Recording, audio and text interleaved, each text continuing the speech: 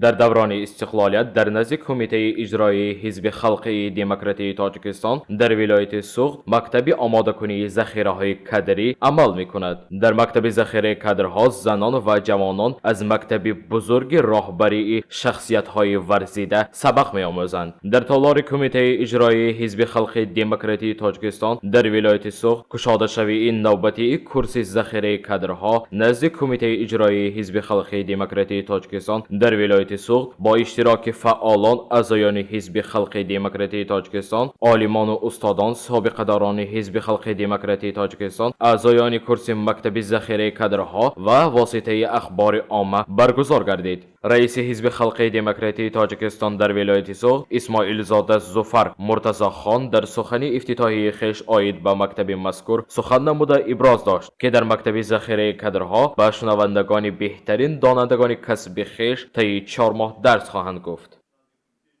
چاره‌بینی امروزی راه اندازی نمودنی مرحله جدیدی مشغولیت‌های کورس ذخیره کدری در نزد کمیته اجرایی ولایت حزب خلقی دموکراتی تاجیکستان در ولایت سوخت که به واسطه از برنامه دولتی تربیت، انتخاب و جابجاگذاری کادرهای راهبری کننده جمهوری تاجیکستان برای سالهای 2023-2030 سرچشمه می‌گیرد.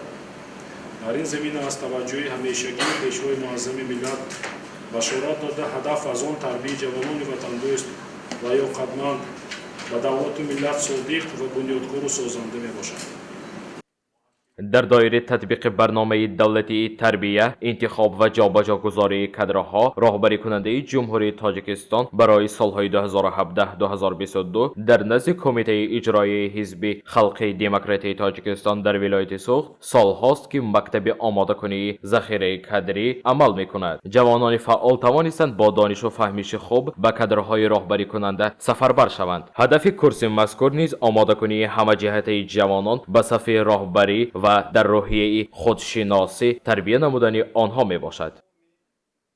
دور 1 سال می شود که در مقامات اجرایی حکومت دولتی ولایت سوخت همچون متخصص ریاستی کاربازان والای ولایت کاربری می نماید.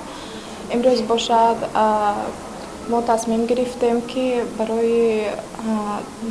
برای باز هم تجربه ما رو زیادتر نمودن به کمیته اجرایی حزب خلقی دموکراتی تاجیکستان در مکتب ذخیره کادرها آمدیم تا که تجربه من رو باز هم زیادتر نموده در آینده موقع خود را در جامعه پیدا نماید.